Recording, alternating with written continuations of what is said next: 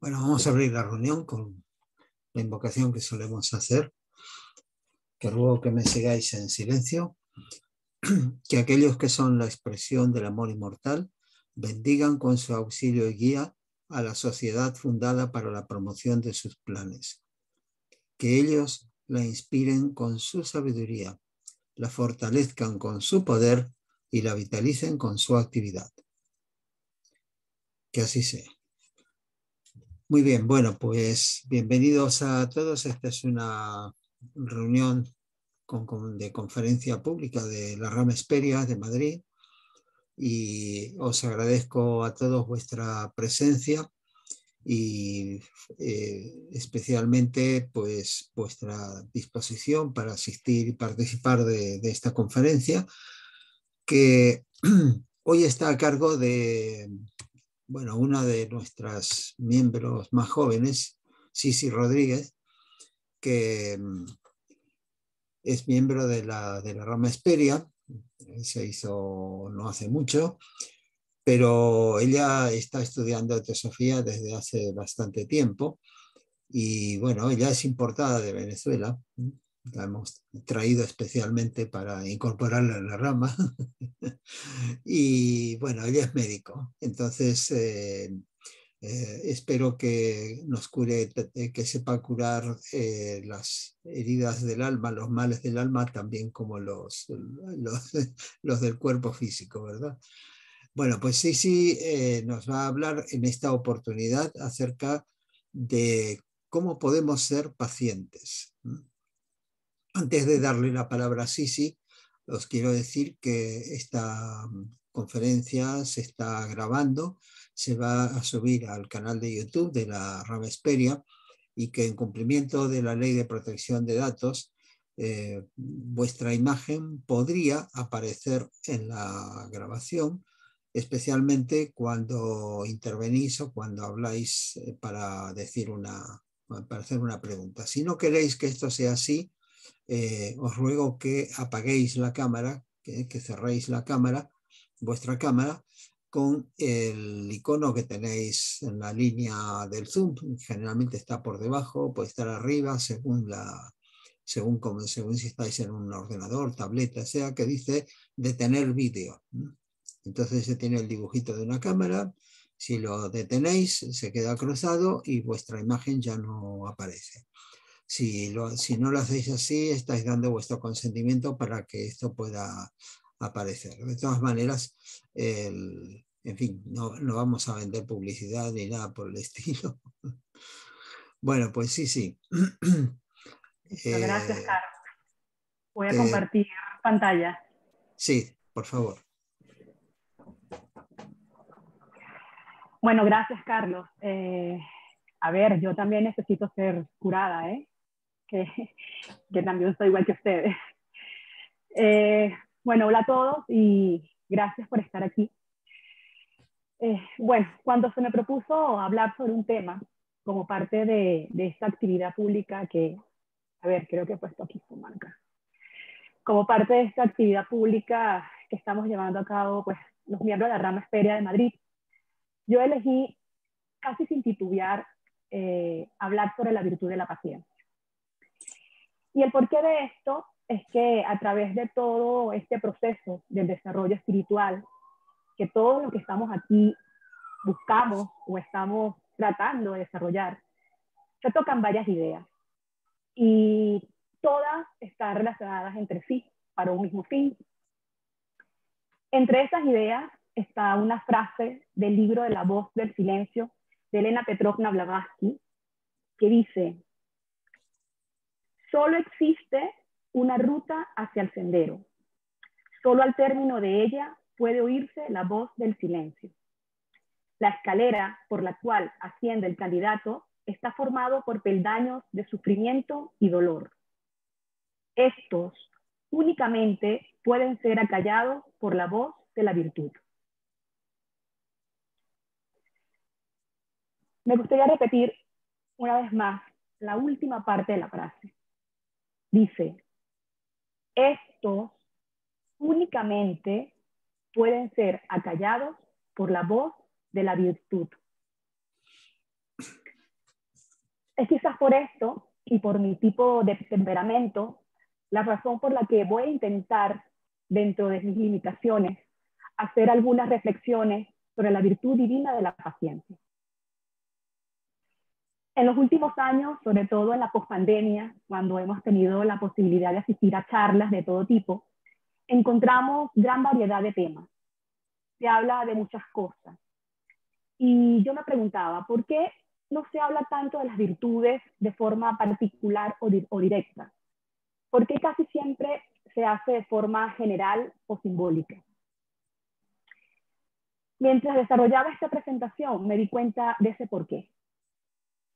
Y yo creo que iremos viendo atisbos de ese gran porqué en el transcurso de lo que voy a compartir hoy. Pero a pesar de lo anterior, decidí no recular e ir hacia adelante.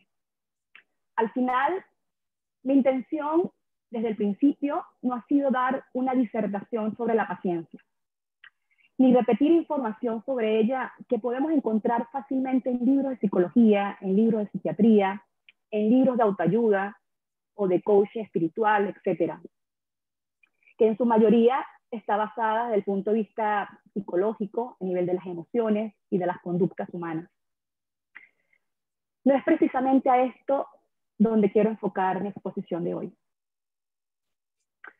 Lo que busco hoy es compartir reflexiones que yo me he hecho durante esta vida, que he trabajado de alguna manera de forma interna, de la misma manera que vosotros también hacéis vuestras propias reflexiones y vuestro propio trabajo interno.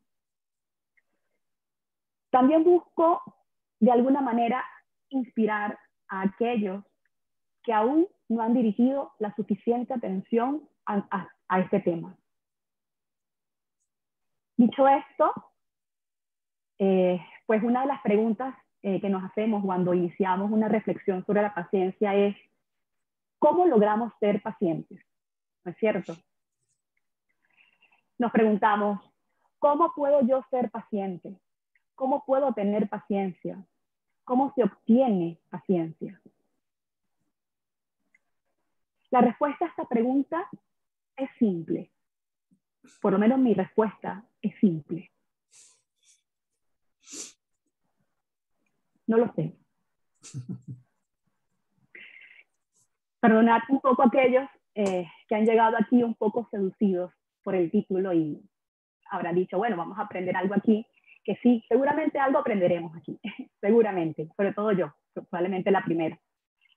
Pero no es mi idea compartir ejercicios o técnicas para controlar la ira o la impaciencia, que con los tiempos actuales, pues, la verdad podemos encontrar muy fácilmente en Internet, en libros, hay estudios de investigaciones científicas, hay conferencias de especialistas, vídeos por YouTube, por TikTok, que ahora está de moda.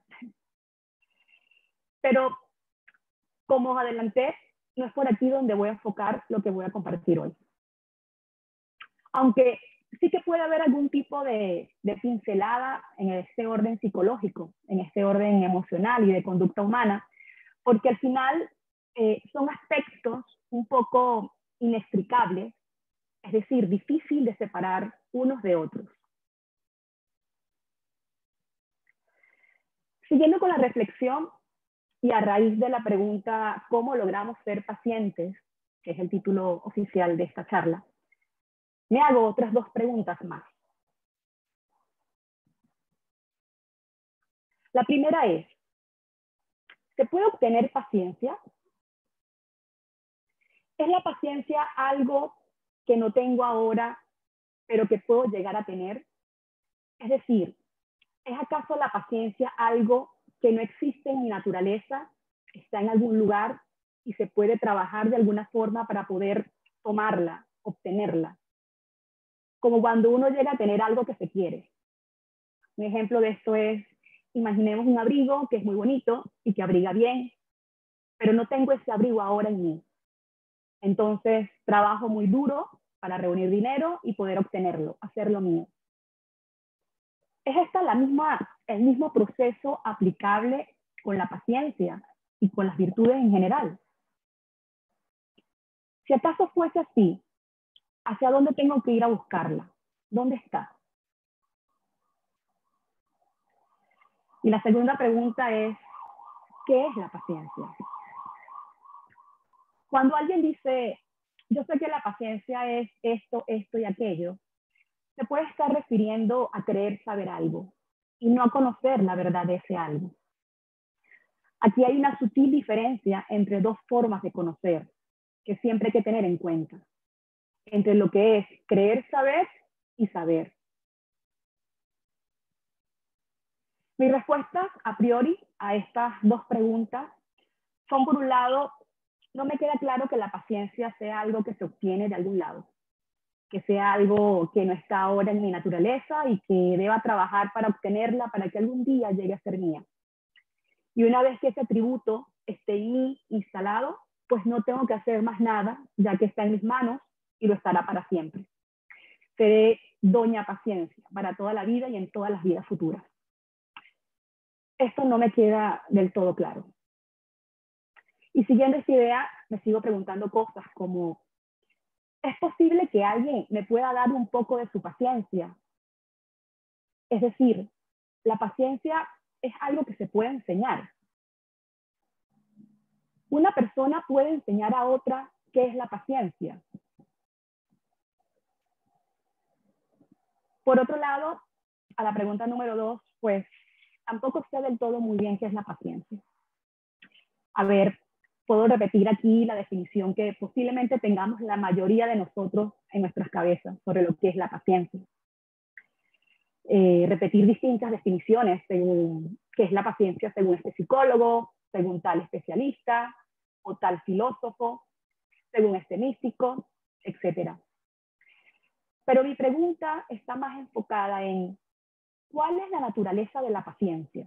¿Cuál es su naturaleza? ¿De qué está hecha? ¿Cómo se produce la idea original, la idea arquetípica de la paciencia? ¿Cómo se produce? ¿Cómo se origina? Esto no lo veo de forma muy lúcida aún. Quizás tenga algunas ideas y algunos muy pequeños vislumbres que hace que intente llevar a cabo una práctica de esto en mi día a día. Y seguramente de igual manera cada uno de ustedes también lo hacen en su día a día, con sus propias formas y sus propias técnicas, con algunas pocas batallas ganadas, quizás muchas batallas perdidas, al punto de que habrán días que creemos que esta es una guerra perdida. Pero bueno, no desfallezcamos, que se lucha sin desmayo, como alguien dijo alguna vez. Al final, esto seguramente es parte de nuestro Dharma, de lo que hemos venido a hacer y por la que seguiremos viviendo en vidas futuras, para terminar nuestro trabajo. Antes de seguir ya de lleno con esta reflexión, bueno, con este intento de reflexión sobre la paciencia, y una vez hechas estas preguntas, como para tener cierta perspectiva de base sobre la virtud, antes de entrar de lleno al contenido, quiero compartir con vosotros una historia, un cuento. Así que os pido, por favor, una actitud relajada, mente abierta, que veáis en esto una oportunidad de practicar vuestra paciencia. Creo que es un cuento, una historia muy simple, no tiene grandes simbolismos y está en un lenguaje que creo que en general es claro y entendible. Creo que narra con cierta belleza ideas que pueden que sean importantes y creo que nos va a aportar en algo para seguir reflexionando sobre la paciencia en la próxima hora o lo que dure esta presentación. Es la historia contada por el Swami Shivananda en uno de sus libros y es la historia de un sadhu, que es la forma como a veces se le llama a un asceta o a un monje iluminado, sadhu. Este sadhu tenía control sobre la ira. Y en la entrada de su kutir es como normalmente se le llama a un espacio pequeño, preparado especialmente para prácticas espirituales, este monje tenía un cartel en la puerta que decía: esta es la morada de Chantananda, quien ha adquirido el dominio completo sobre la ira. Un día pasaban por allí dos amigos y uno le dice al otro: Mira, este es el kutir del famoso Chantananda. Qué pintoresca proclama dice en su puerta. Y lee, esta es la morada de Chantananda, quien ha adquirido el dominio completo sobre la ira. Y le sigue diciendo el hombre piadoso a su amigo, vamos, tengamos el darshan de este maestro.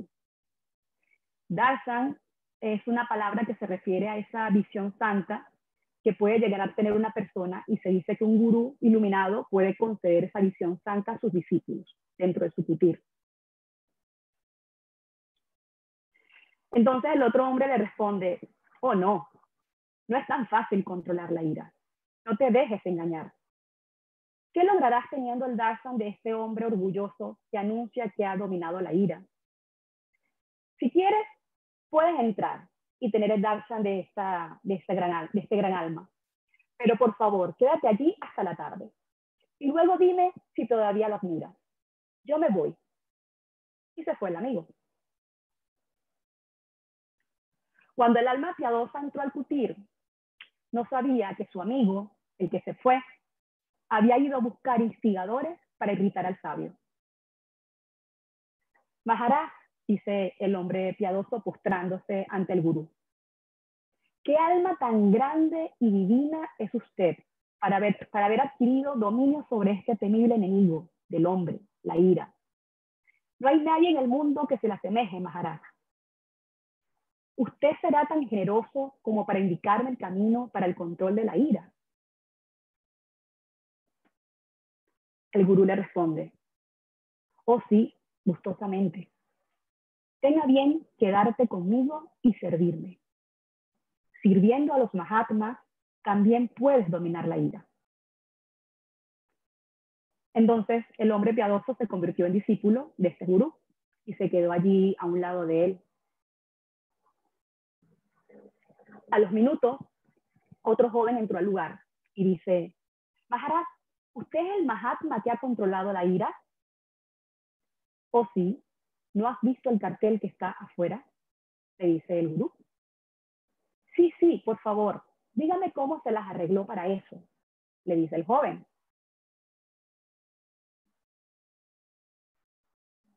Por mi fuerte poder de voluntad. No hay nada que un hombre de fuerte poder de voluntad no pueda hacer, le responde Chantananda. Estupendo, gracias. El joven se fue de la ermita. Al rato entra otro joven. Maharaj, ¿usted ha controlado la ira? El gurú le responde, oh sí, ¿no has visto el cartel afuera? Sí, sí, por favor, dígame cómo pudo lograrlo, le dice el joven.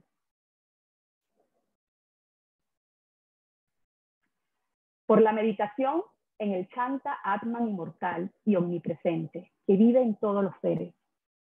Cuando un único ser penetra a todos, ¿cómo puedes enojarte con otro?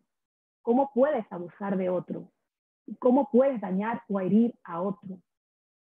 A través de la meditación prolongada sobre esta fenomenal verdad, he conquistado a la ira que destruye la paz del hombre. Estupendo, gracias. El joven deja la ermita. Enseguida, pues, llegó otro joven. Maharaj, usted ha aniquilado la ira totalmente. El gurú le responde, oh sí, ¿no has visto el cartel que está afuera? Sí, sí, Maharaj, pero ¿cómo logró eso? Ven, siéntate, te lo diré. Pasión e ira son los hijos gemelos del Raja Guna. Ahora, si persistente y diligentemente cultivas sattva, puedes erradicar estas cualidades rajásicas totalmente. Comí alimentos sáttvicos, mantuve siempre pensamientos sáttvicos, pronuncié palabras sáttvicas, llenas de amor, verdad, amabilidad y generosidad. Practiqué un tapa sáttvico, llevé a cabo caridad sáttvica, estudié textos sagrados que incrementaron sattva en la mente. Vivo y me muevo constantemente en una atmósfera sátvica. A través de la respiración también he incrementado el contenido de sattva en mi mente. Amigo, es una pelea larga y difícil, pero por fin he conseguido el objetivo. He logrado el éxito en mi práctica espiritual. Soy una encarnación de Sattva ahora. Estoy lleno del amor, la ira ha desaparecido. Estupendo, gracias. El joven se fue.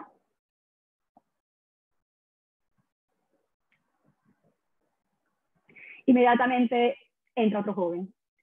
Maharaj, ¿usted ha controlado la ira? Oh, sí. ¿No has visto el cartel que está afuera?, le dice el gurú. Sí, sí, pero quiero saber cómo lo consiguió. A este último joven, el gurú le responde: deseo salir para responder al llamado de la naturaleza, pero no importa. Mi deber hacia ti, mi propio ser, es más importante. Te diré el secreto. Mira, la ira tiene varias formas. Tú conoces bien su forma más grosera.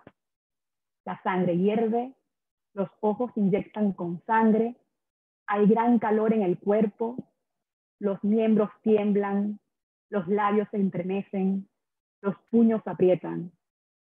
El hombre tartamudea y titubea enfurecido. Conoces también la forma más sutil de la irritabilidad.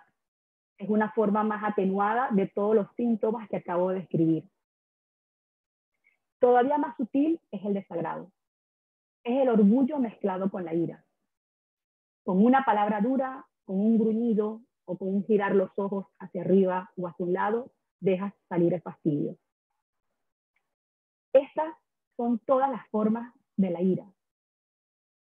En las formas sumamente sutiles, la ira se convierte en indignación justificada. El hombre que piensa que está siempre en lo cierto da rienda suelta a la indignación justificada para proteger el Dharma. Si no lo hace, pues tiene lástima arrogantemente de la persona que lo ha ofendido. Yo he dominado la ira en todas sus formas, incluso la indignación sátvica justificada. Ya no me perturban. Controlé las formas groseras de la ira primero. La ira apareció en la mente y decreció allí por sí misma. Luego, mediante la meditación, controlé estas ondas sutiles de irritabilidad. Por el cultivo diligente de un sentimiento de unidad, superé el desagrado. Cultivé la indiferencia hacia las personas malvadas y así controlé los arrebatos de indignación justificada. Ahora brillo como Chantananda, irradiando paz y felicidad a todos. Gracias, Maharaj, estupendo. El joven se fue cruzando al siguiente en el umbral que estaba por entrar al kutir, porque recordad que todos estos hombres han entrado al lugar, han ido a instigar al gurú, siendo todos enviados por el amigo del hombre que ha estado todo este tiempo allí, al lado del gurú, viendo toda esta procesión de personas entrar al lugar. Entonces, no había salido este último joven cuando ya estaba entrando el próximo. Chantananda se levantó de su asiento e intentó dejar el salón, cuando el otro joven lo abordó. Maharaj, solo un momento, ¿usted ha controlado la ira? En una voz ligeramente elevada, Chantananda dijo: sí, ¿por qué haces esta pregunta? ¿No has visto el cartel afuera? Sí, Maharaj, pero quiero saber cómo pudo hacer eso, dice el joven. Te diré, bebe un vaso de agua fría cuando veas que estás enojado, o cuenta hasta 20, o dejas el sitio inmediatamente, dice el gurú. Y Chantananda trató de dejar el salón al mismo tiempo que el joven cuando el siguiente entró corriendo. Maharaj, ¿usted ha controlado la ira? ¿Cómo lo hizo? Visiblemente afectado por el fastidio, responde: solamente para evitar esta repetición continua de la verdad, lo he anunciado en un cartel que está afuera, dice el gurú. He explicado los métodos a varias personas. El joven, que ya es el sexto en entrar, le responde: pero quiero oírlo de sus santos labios. Y el gurú le dice: muy bien, Observa el silencio y podrás controlar la ira. Gracias, Maharaj. Y se va el hombre. Escucha, dice Santananda dirigiéndose al hombre piadoso que había venido primero y que había estado mirando todos estos actos. Controla que nadie entre en el kutir durante algún tiempo hasta que yo responda al llamado de la naturaleza, me bañe, coma y descanse. El joven piadoso le responde, Maharaj, si empiezo a hacer eso, ellos discreparán conmigo, los que están afuera haciendo fila por entrar. Y perderé mi paciencia. No haré eso. Quiero ser su verdadero discípulo.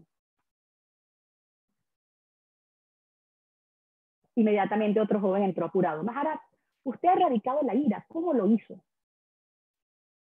Santananda se dirigió al primer discípulo y le dice, pídele que se vaya, por favor.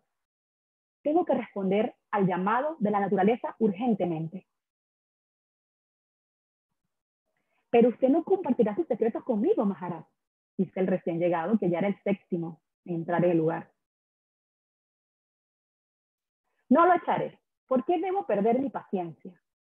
Dice el primer discípulo, el hombre piadoso.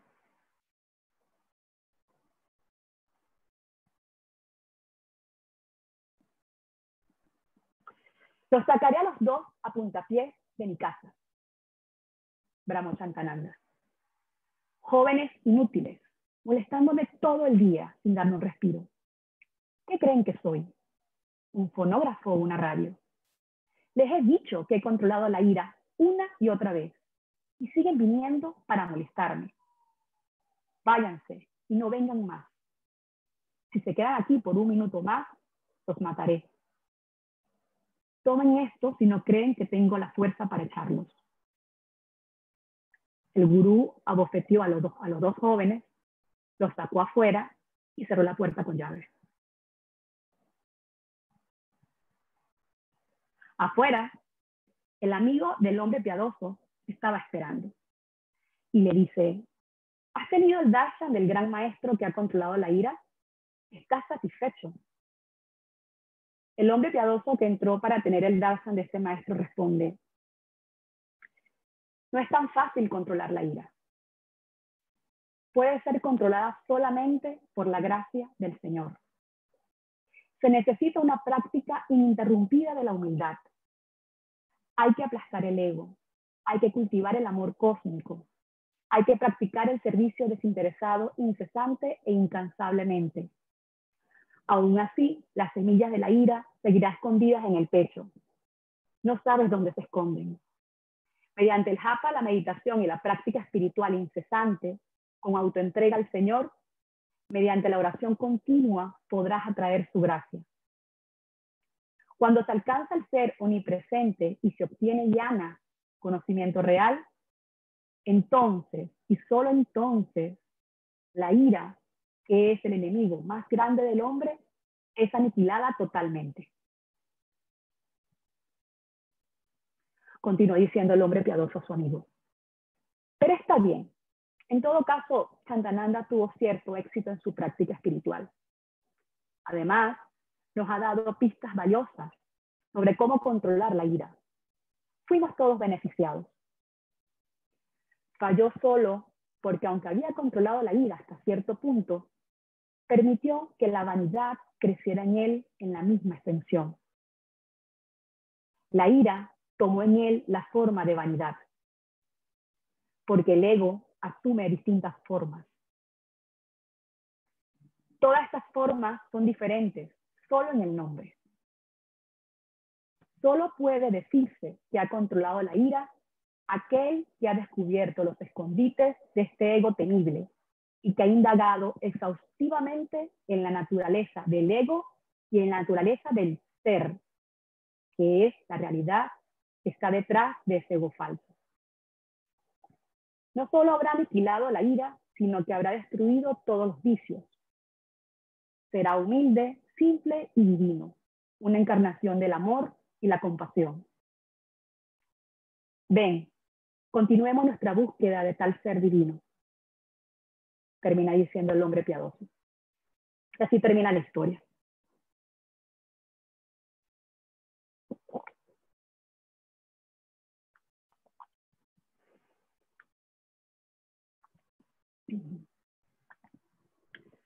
La espiritualidad no es lo que entendemos con las palabras virtud y bondad. Es el poder de percibir las esencias espirituales sin forma. Esta frase de Elena Petrovna Blavatsky está en su libro de preceptos y aforismos, Gemas de Oriente. Y yo creo que Blavatsky aquí nos ayuda a marcar un norte. En todo este proceso del despertar espiritual, es muy importante tener un norte, aunque no veamos muy claro lo que está a nuestro alrededor y lo que viene más adelante. El tener un norte va a ser ese faro que nos ilumina en el medio de la oscuridad, guiándonos y ejerciendo una fuerza de atracción hacia eso. Eso que es lo que realmente soy y que no conozco. Esa esencia espiritual es lo que somos realmente cada uno de nosotros y que sostiene todo aquello que se manifiesta, aquello que subyace en todo lo fenoménico, aquella esencia que está detrás de todo aquello que puede ser percibido por algún órgano de los sentidos. Pero este es un camino muy, muy largo, según dice aquellos que van un poco más adelantados que nosotros. No se recorre en una vida. Ese camino de vuelta a casa, ese camino de autoconocimiento, del conocimiento de nuestro ser, del conocimiento de nuestra verdadera naturaleza, posiblemente sea ese norte hacia donde podemos dirigir toda acción que emprendamos durante nuestro camino espiritual. Blavatsky en esta frase, como yo lo entiendo, no está quitándole valor a atributos como la virtud o la bondad. Quizás solo marca un norte, pero en ese camino, que es largo y que no recorremos solo en una vida, hay mucho trabajo por hacer. Entre esos, el desarrollo de la práctica de aquello que acalla los peldaños de sufrimiento y dolor, que es la voz de la virtud, como dice la voz del silencio.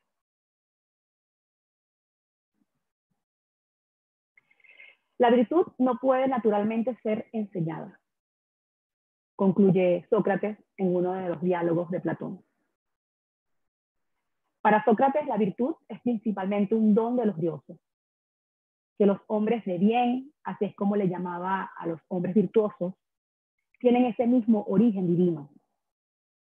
En un fragmento de este diálogo sobre los hombres de bien, sobre los hombres virtuosos, dice, abro comillas, estos no se hacen lo que son ni mediante la naturaleza ni mediante el arte. Solo lo deben a la inspiración de los dioses. Cierro comillas. Así termina este diálogo de Sócrates con su amigo. Hago un inciso aquí porque detrás de estas conclusiones hay mucho diálogo filosófico que va a conllevar a Sócrates a hacer estas conclusiones finales. Cuando él dice que la virtud no se origina mediante la naturaleza, yo percibo que se refiere a que ese atributo no nace de forma intrínseca en su personalidad, como el que nace con los ojos azules o con el pelo negro. Que la virtud no se expresa en el hombre de forma espontánea, sin ningún esfuerzo o ninguna práctica detrás de ella. Igual cuando dice que no se origina mediante el arte, él se refiere como arte a la profesión o práctica de una actividad, pero que se puede enseñar a otro. Y recuerden que al final de este diálogo, él concluye que la virtud no puede naturalmente ser enseñada. Ahora, yo pienso que todo lo anterior seguramente no excluye el hecho que el trabajo en el desarrollo de estos atributos que vayamos haciendo de vida en vida no se pierda. Porque al final es eso lo que va a ir creando un carácter. Y cuando encarnamos de nuevo, ese trabajo que venimos acumulando, como yo lo veo, lo traemos como una cualidad latente. Pero para que se vuelva a manifestar en nuestra vida física, tenemos que activarlo de forma consciente. No se va a dar de forma espontánea, a no ser que sea un ser que encarne en un cuerpo físico con una conciencia plena de todo desde el inicio. Pero estos creo que son en unos muy, muy pocos casos.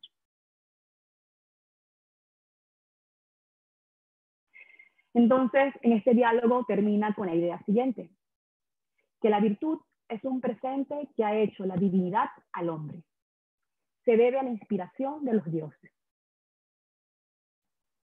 Y esto creo que merece la pena reflexionarlo bien y, de ser posible, meditarlo cada quien de forma solitaria. Porque si lo tomamos desde el intelecto, puede llegar a ser muy confuso, sobre todo por los conceptos preconcebidos que tengamos. Cuando habla de inspiración de los dioses, la inspiración es un concepto teológico que se usa para referirse a esa unión íntima que conecta el ser humano, o sea, conecta al ser humano con Dios, entre comillas. En teosofía, yo creo que sería esa unión del alma del hombre con aquello que representa el todo y la nada al mismo tiempo. Con el uno, con atributos, del que nuestro ser interno, nuestro ser superior, es un rayo. Creo que vale la pena recordar rápidamente que para Platón la realidad se divide en dos mundos. El mundo sensible, que es el mundo de aquí abajo, que es el mundo visible, que puede ser percibido por medio de los sentidos. Incluye el cómo percibimos lo físico y cómo esto influye como efecto dominó a aspectos más sutiles, pero que siguen siendo aspectos inferiores, como lo sensorial, sensual, las emociones. Y también incluye la forma como funciona actualmente nuestra mente. Cómo nuestra mente llega a conocer algo, a través de un proceso que se va a activar según cómo percibamos las cosas en este mundo. Por otro lado está el mundo inteligible, el mundo de las ideas, en donde las ideas arquetípicas, las ideas madres, existen en su estado natural, en su estado original. Pero para Platón, estas ideas arquetípicas que están en el mundo de arriba no necesitan ser pensadas por una mente humana para que existan. Estas ideas existen por sí mismas. Platón divide las ideas en este mundo de arriba en grupos. Y cada grupo, a su vez, se subdivide en otras ideas, como una jerarquía. Uno de estos grupos de ideas arquetípicas son las virtudes. Para Platón existe una gran virtud, de donde salen todas las demás virtudes, como una jerarquía. Estas ideas pueden ser conocidas de forma directa. Para eso tenemos que ascender. Para Platón, el mundo de abajo es una copia del mundo de arriba. El verdadero conocimiento está arriba, afuera de la caverna. Digo arriba o afuera de la caverna por decir algo, pero se puede decir también adentro. A estos niveles yo creo que se pierde un poco el sentido del espacio y del tiempo también. Entonces, en los diálogos, Sócrates dice que lo único que hace falta para hacer a las personas virtuosas es enseñarles en qué consiste la virtud verdadera. Y eso es solo posible cuando se le conoce de forma directa. Es decir, no de segunda mano. Yendo hacia arriba o hacia adentro y verlo por nosotros mismos. Contemplar la virtud es algo que hay que ver con el ojo interno.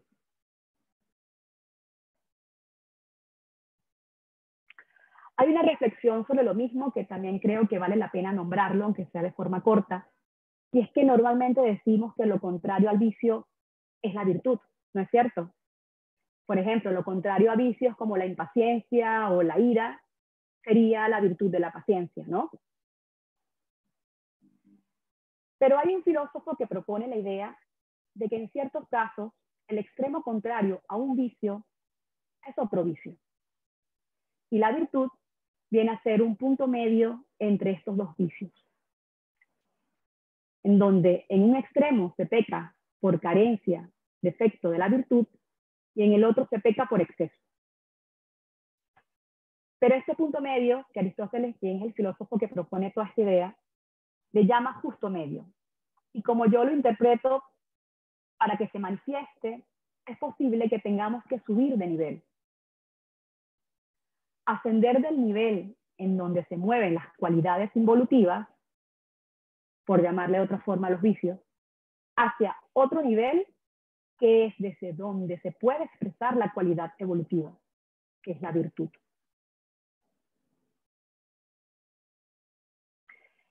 Esta idea de Aristóteles incluye una clasificación particular de virtudes que no voy a nombrar porque no voy a meterme por allí. Pero dentro de las virtudes éticas es donde está la paciencia. El filósofo plantea que la forma de adquirir esta virtud es a través de la repetición, como resultado de la práctica, producto del hábito. Una práctica incesante. Como el buen pianista que es virtuoso. Un buen pianista que es virtuoso no solo por ser un buen pianista, porque hay muchos buenos pianistas que no son virtuosos. Parece que el virtuosismo está más relacionado con la práctica constante e incesante del perfeccionamiento, que va a hacer que la conciencia no se envuelva en estos aspectos rajásicos y tamásicos de estas cualidades involutivas y se exprese la cualidad evolutiva que es la virtud. En este ejemplo he usado la paciencia.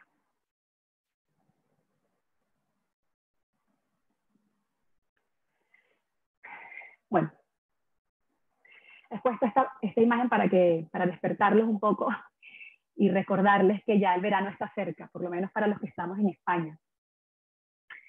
Yo soy consciente que es posible que estas ideas que he compartido en las últimas diapositivas, para algunos pueda hacerse un poco difícil, yo lo sé. Quizás para otros no, quizás otros lo vean un poco más fácil. Pero tranquilos, relajémonos, no pasa nada, sigamos adelante. Voy a tomar agua, ¿por qué?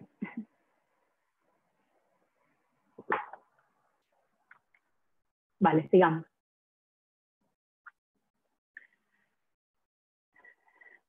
Un gran hombre es aquel que es más fuerte en el ejercicio de la paciencia. Dice KH en la carta 45. Madre mía, sí que es un gran hombre aquel que es más fuerte en la práctica de la paciencia, ¿verdad? Pero me pregunto, ¿cómo lo hago? ¿Cómo practico la paciencia? Cuando nos hacemos estas preguntas, podemos tener la tendencia de dirigir nuestra mirada hacia lo que conocemos, que son las cualidades negativas de nuestra personalidad. Llevar a cabo un proceso primero de aceptación de que están allí y segundo, de intentar analizar, de intentar entender cómo funcionan, cómo se originaron, los vicios me refiero.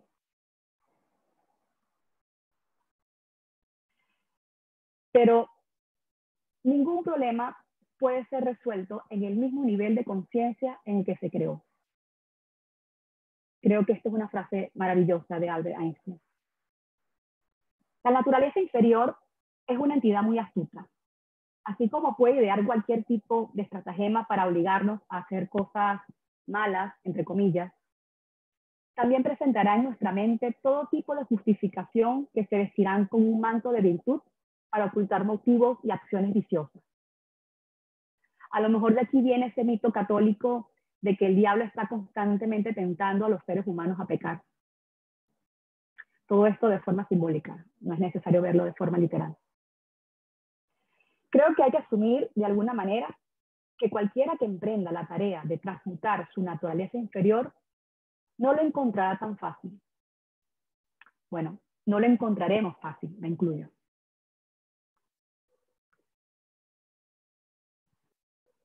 Es quizás por esto que HPB nos dice que ese tipo de conocimiento de sí, se refería al autoconocimiento, al self-knowledge, no puede alcanzarse por lo que los hombres llaman ordinariamente autoanálisis. No se logra por razonamientos o por ningún proceso cerebral, ya que es el despertar de la conciencia de la naturaleza divina del hombre. Aquí HPB dice una muy profunda verdad. Sin embargo, es posible que sea una verdad aún un poco difícil de entender para la gran mayoría de la humanidad actual. Taini comenta en la ciencia de la yoga que estas prácticas tocan diferentes aspectos de nuestra naturaleza y desarrollan diferentes características y actitudes. Pero no se debe olvidar que la vida del hombre no se puede compartimentar. Y todos los aspectos de nuestra naturaleza están estrechamente entrelazados. Y realmente no se pueden tratar por separado. Esto significa que al tratar con nuestra naturaleza inferior, quizás no debemos limitar nuestros esfuerzos solo a las debilidades comunes. Una vez yo le escuché una idea a Pablo Sender que me parece que es muy útil para dilucidar mejor este último que acabo de decir, este último que acabo de compartir. Y es que cuando se tiene un problema y centramos su solución en atacar directamente el problema, puede que se tenga algún resultado positivo. Pero lo más seguro es que esto no sean trascendentales o tenga una duración corta o transitoria. Él planteaba que la solución de un problema tiene que estar relacionada directamente con la causa del problema. Es decir, las acciones no deben ir dirigidas hacia el problema, sino ir hacia arriba, hacia la raíz del problema, donde está la causa del problema.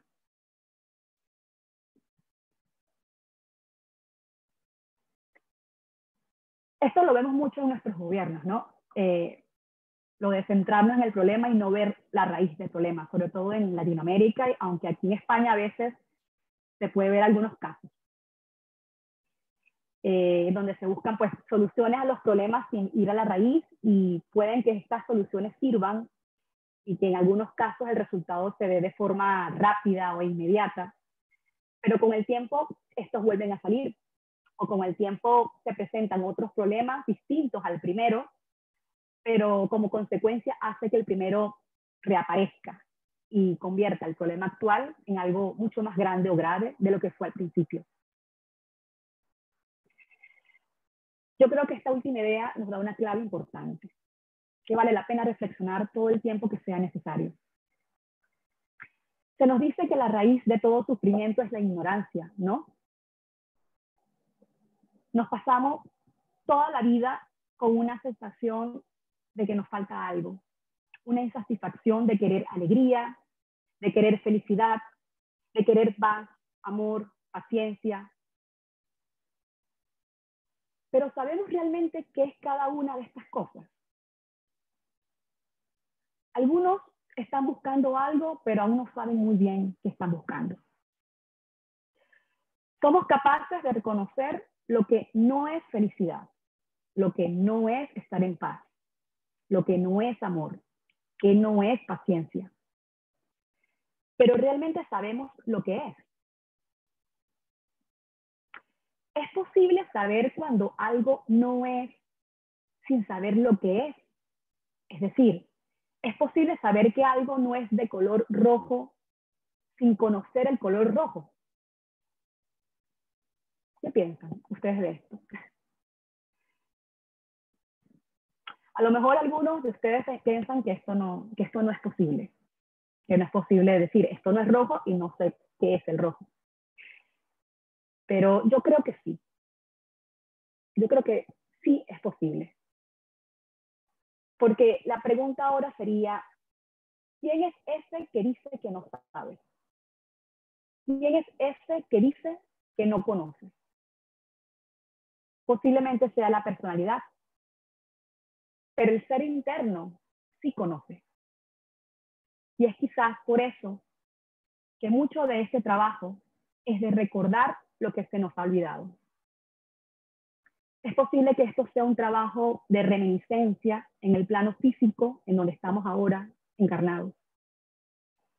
Pero repito, esto no se hace en una sola vida. Venimos trabajando en esto desde los principios de los tiempos. Y estoy segura que algo de buen trabajo traemos todos los que estamos aquí, de vidas pasadas. Porque si no, no estaríamos aquí escuchando estas charlas. Y no me refiero a la mía, sino a todas las que ahora hacen por Zoom, ¿no? Entonces, ¿qué es la paciencia? ¿Qué es la paciencia? Para la Real Academia Española, la paciencia es la capacidad de padecer o soportar algo sin alterarse. Viene del latín patientia, que significa cualidad del que sufre. Visto esto, me vienen varias ideas a la mente, porque parece que es como un sufrir calladamente, ¿no? Pero a la vez me pregunto, ¿cuántas veces hemos visto a personas que no se inmutan, que visiblemente no se alteran ante ciertas circunstancias, pero dentro de sí son una olla a vapor a punto de explotar, con emociones efervescentes que no expresan y con pensamientos que son cuchillos voladores? Aparentemente están en una actitud inalterable por fuera, pero con la mente están asesinando con el pensamiento. Entonces, se puede decir, vale, esto se trata de padecer o soportar algo sin alterarse a nivel físico, emocional y mental. Muy bien, pero ¿y el motivo? El motivo detrás de esta práctica. ¿Será importante el motivo? ¿Cuántos yogis intentan la práctica de la paciencia y de las virtudes en general por motivos egoístas? Porque le viene bien a su desarrollo espiritual. ¿Es esto la paciencia divina? No lo sé.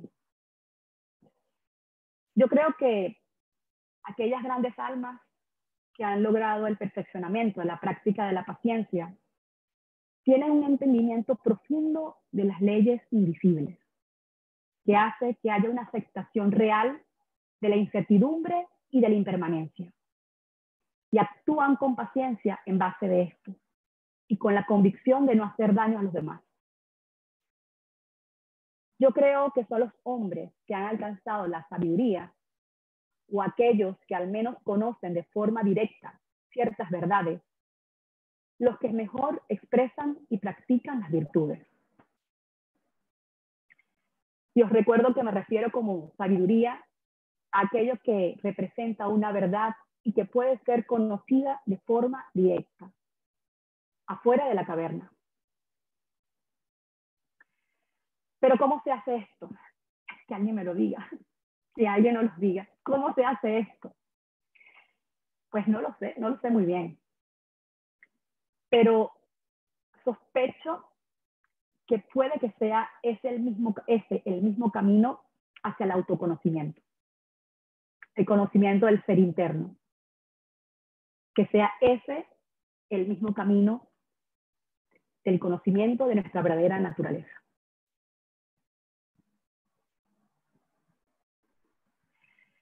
El camino hacia la sabiduría es el camino de la búsqueda del yo, el yo en mayúscula. Por lo que solo un hombre, un gran hombre que se conoce a sí mismo, expresa la virtud. Esto, algo parecido, una vez se lo leí a Annie Besant. Y mientras tanto, ¿qué? Mientras tanto, ¿qué hacemos? ¿Cómo practico la paciencia? Después de esta presentación, cuando estemos en el momento de las preguntas y comentarios, por favor que alguien nos los diga, de verdad. A ver si alguien nos ilumina un poco en esto, ¿no? Se lo vamos a agradecer mucho.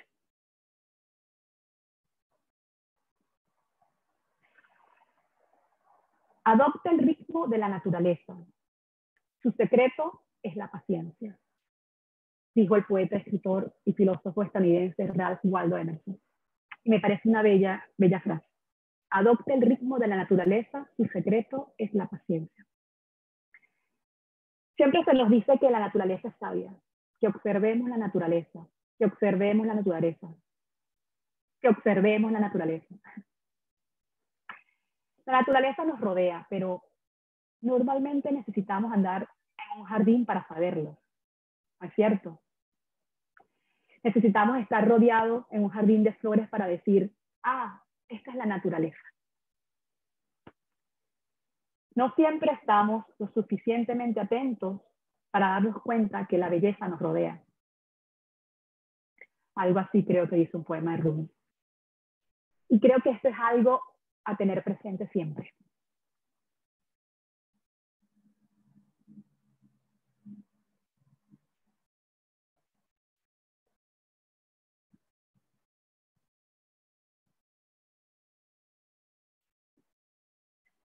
La vida es dura, pero así es la vida. Tenemos que hacer aquello que estamos destinados a hacer, aunque tengamos muchas dificultades que pueden venir de nosotros mismos o de nuestro entorno. Pero no hay de otra. Hay que ir hacia aquello. Puede que un día no se logre, pero siempre tendremos otros días. Siempre habrá futuras vidas en donde repetiremos una y otra vez la asignatura. Así que hay esperanza.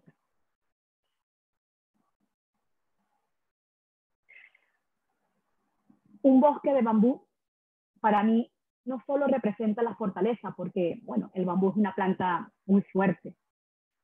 También creo que representa muy bien la paciencia.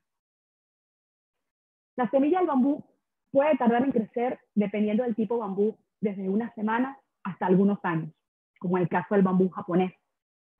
Pero una vez que empieza a crecer, puede hacerlo de forma muy, muy rápida, hasta 1,5 metros por día. Y en 5 o 6 semanas logra 30 metros de altura. ¿No es maravilloso esto? Espera pacientemente todo ese tiempo para luego empezar a crecer. En algunos casos espera años para poder tener las condiciones necesarias y emerger luego con ese ímpetu y esa fortaleza que le caracteriza.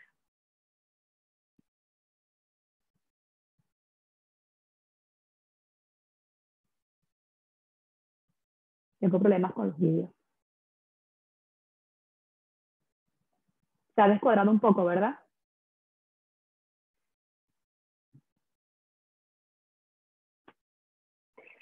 Esta planta, el bambú, se toma todo este tiempo en que parece que no le pasa nada y aparente inactividad.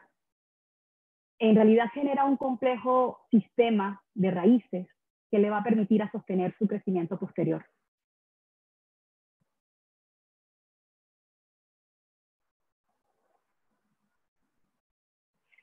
¿Algunos de ustedes se han preguntado alguna vez lo difícil que debe ser un animal en el medio de una tormenta? O en el medio de un día lluvioso o en una gran nevada. Bajo esas condiciones, ellos deben continuar su vida.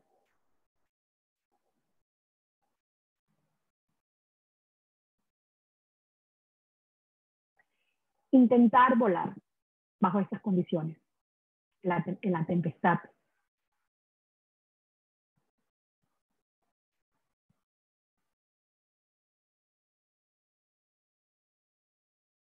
Intentar conseguir comida.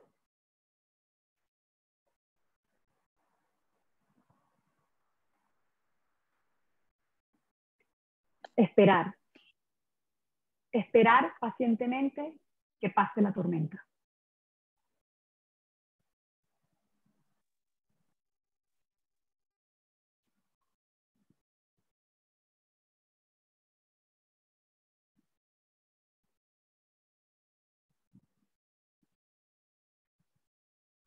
Esperar pacientemente para que luego el día siguiente o cuando acabe el mal tiempo tener que volver a construir su nido.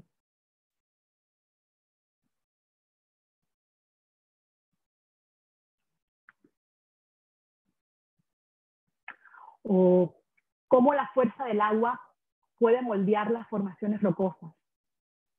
Esas rocas que son muy duras y aparentemente inamovibles, pero ceden pacientemente ante esa fuerza, creando luego maravillosas formas.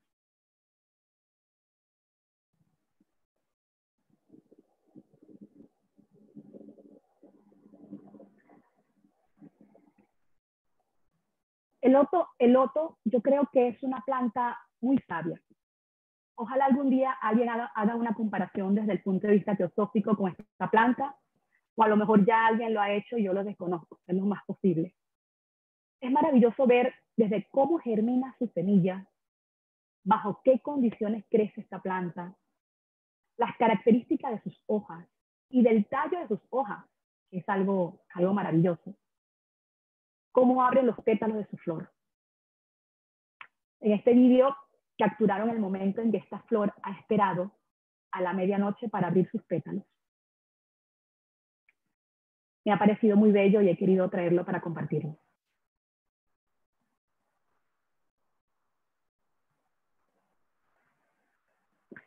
La hoja de loto es hidrofóbica, como pueden ver allí, repele el agua, pero es una planta de agua. Qué paradójico esto, ¿no? El tallo de esta hoja está condenado a pacientemente tener que crecer a través del agua.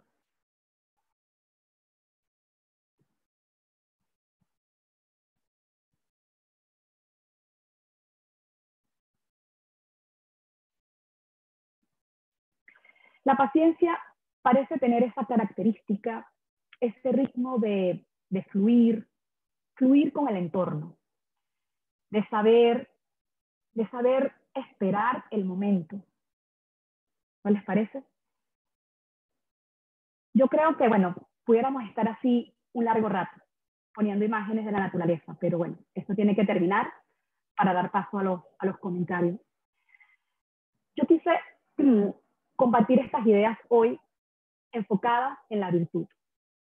No hablé prácticamente nada de la ira o de la impaciencia, ni cuáles son los factores que las predisponen, ni qué se puede hacer cuando aparecen, porque nunca tuve esa intención. Eso sería material para otro tipo de charla, desde una perspectiva distinta, desde el yo inferior, desde la personalidad. Y esta no es la visión desde donde me he concentrado para luego poder compartir lo que he compartido hoy. Yo creo que no hay que alimentar los vicios y hay que centrarnos más en alimentar la virtud. Es por eso que hoy he hablado un poco más sobre las virtudes en general y sobre la paciencia en general. Y voy a volver a repetir la frase de Annie Besant porque creo que es importante tenerla en cuenta. Y es que solo un gran hombre que se conoce a sí mismo expresa la virtud. Así que continuemos nuestra búsqueda del ser divino, como dijo el hombre piadoso en la historia del sabio. Yo, al igual que ustedes, intento trabajar estas cosas con mis limitaciones. Posiblemente dentro de las asignaturas pendientes de mi vida, al menos de esta actual, es justamente trabajar la paciencia, una de las principales, si no es que la número 1. Entonces, esto, si bien fue algo unilateral de yo hablar estas cosas hacia los que están aquí, la verdad es que también me las estoy diciendo a mí misma. Creo que las reflexiones hay que estar constantemente recordándolas, generando constantemente pensamientos que conlleven acciones a la práctica y que algún día se establezcan definitivamente estos en un hábito. Hay una idea final que quiero dejar clara, y es que yo creo que aquellos seres que han logrado la práctica virtuosa de la paciencia, quizás no hablan de la paciencia de la forma como lo he hecho yo en esta última hora. Yo creo que estos grandes seres no andan por allí dando conferencias sobre la paciencia. No escriben libros, al menos no en plan 10 pasos para lograr la paciencia, número 1 de venta, bestseller. No niego que sí puede haber algún poema o escrito de forma simbólica que lo asomen, como puede ocurrir con algunos místicos. No creo que les veamos en un video por YouTube que diga ¿cómo logramos ser pacientes?, que es el título de mi charla, o ¿cómo cultivamos la paciencia? Es posible que estas grandes almas intenten enseñar cómo practicar la paciencia a través del ejemplo, a través de sus acciones, a través de sus actos, de la forma como actúan en el día a día, en los momentos de conflictos grandes y pequeños. Es allí en donde quizás, si estamos lo suficientemente atentos, podemos ver algunos atisbos.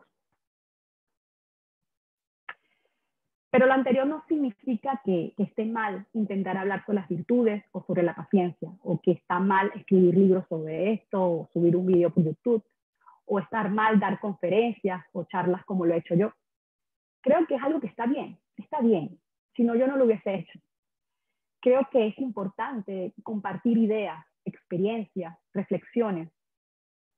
Al final de esto puede producirse un proceso de retroalimentación positiva a nivel colectivo, que creo que es muy necesario porque estamos en un momento muy difícil.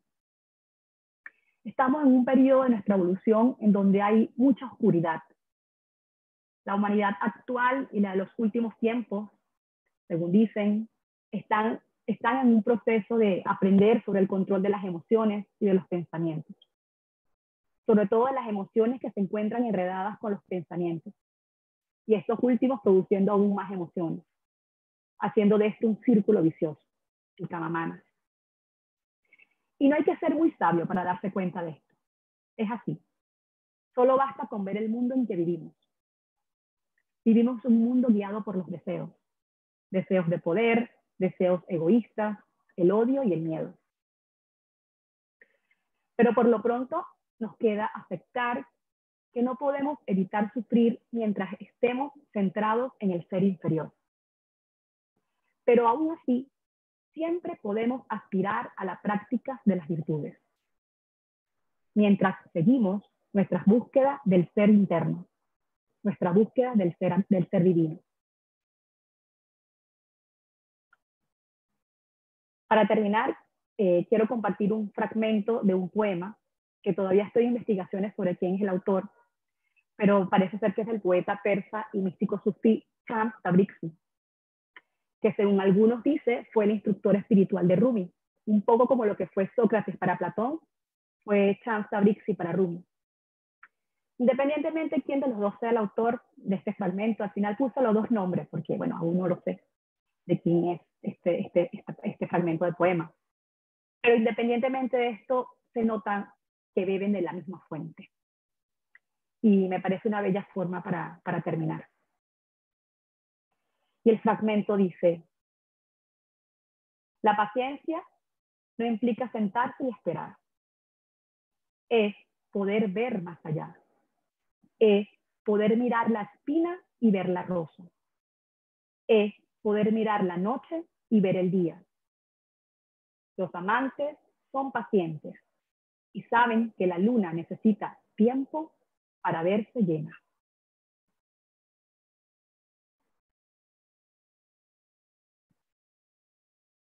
Pues bueno, esto es lo que quería compartir el día de hoy y gracias a los que llegaron hasta el final sin dormir. Pues Carlos, no sé. Muy bien, sí, sí. Muchísimas gracias. Encantadora tu presentación, tu charla. Una muy buena ponencia, creo.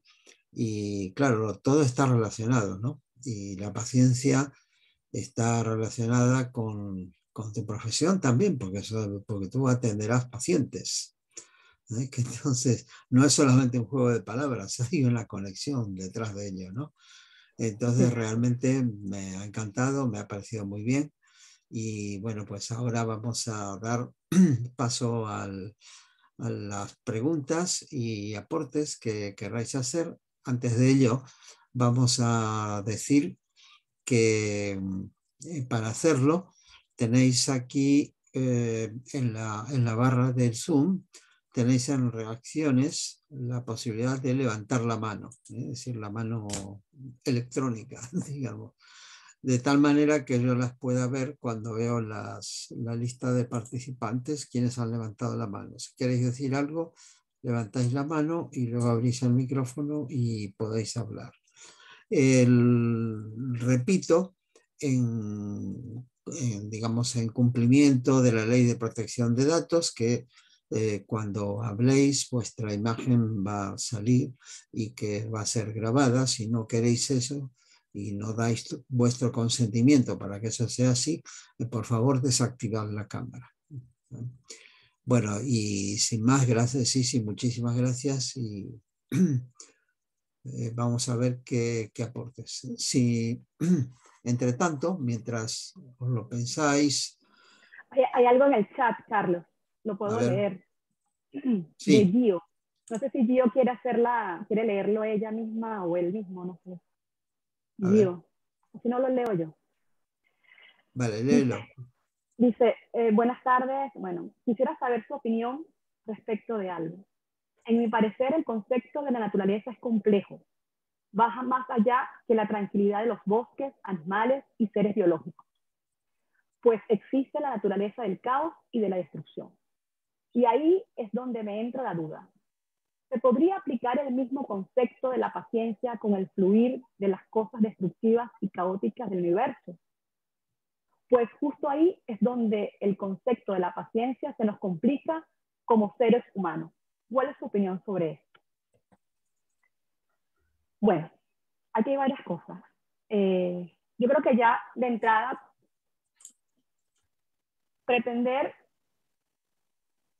explicar la paciencia como concepto es limitar una idea a la mente. En teosofía, pues hablamos que existen varios principios, que el hombre no solamente está compuesto por la parte física, en donde la mente sería el cerebro, ¿no? Sino que también tenemos otros principios, que los que están en teosofía pues lo sabemos, pero no sé si yo lo voy a nombrar. Está el astral, está el mental, el doble etérico, el búdico y el átmico.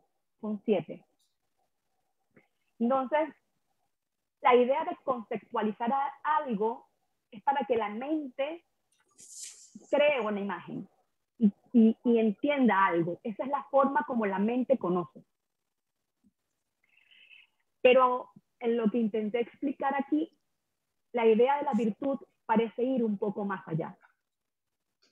Es por eso que pasa lo que ella comenta aquí, que dice, bueno, parece que la naturaleza expresa la virtud en el plano físico, la naturaleza como la vemos, pero parece que hay una naturaleza más allá. Sí, pero es que al final, ¿qué es lo que nosotros observamos ahora? Por lo menos yo. Yo observo lo físico ahora. Entonces, en base a lo que yo percibo ahora, trato de buscar respuestas. Porque si empezamos a tratar de buscar respuestas de lo desconocido, a lo mejor se pueden crear fantasías o algunas ideas que a lo mejor no nos llevan a ningún lado. Por lo pronto, yo creo que en estos temas hay que ir de lo conocido a lo desconocido, de lo grande a lo pequeño, pero también de lo conocido a lo desconocido. Eso con el tema de conceptualizar la idea de la naturaleza y con lo de que la naturaleza es algo más que los bosques, por supuesto, la naturaleza es algo mucho más que los bosques y los animales. La naturaleza no es todo, tú eres naturaleza, yo soy naturaleza también. Y bueno, no sé si se siente, si tiene otra pregunta o le parece bien la respuesta. Vale, gracias, sí. Carmen ahora tenía las manos levantadas. Carmen, por favor, abre tu micrófono. Me ha encantado, felicitaciones en principio, sí, por el análisis tan profundo, y dentro de todo tu análisis has dado, para mi forma de ver, la solución a este tema. Por un lado, tú decías en una de las partes de tu conferencia, hablabas sobre la ignorancia. La ignorancia es ¿de qué? Ignoramos quiénes somos, esencialmente. Esta ignorancia que no es la de los libros, que no es la de leerse 20 volúmenes para saber. Eso es conocimiento, pero no es sabiduría, no es ir a la esencia. Entonces es la ignorancia de saber quiénes somos esencialmente. Una vez que tenemos clara, que tú también lo dijiste varias veces en tu conferencia, es ir hacia la esencia interior.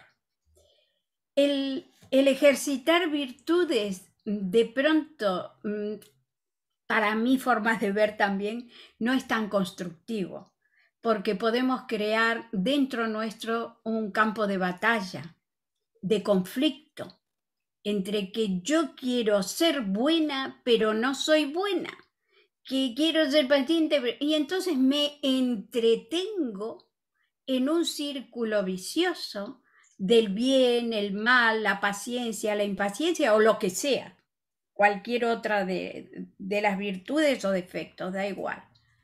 Entonces, lo más importante lo has mencionado, y es ir a esa esencia de lo que somos.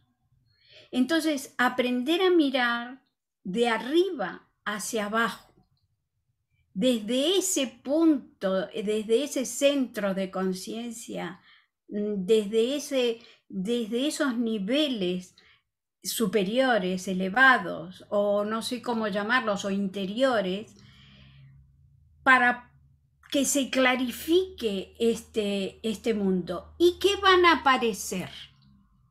¿Qué aparecen en la escena del teatro de la vida? Aparece la impaciencia, aparecen los miedos, aparecen los deseos.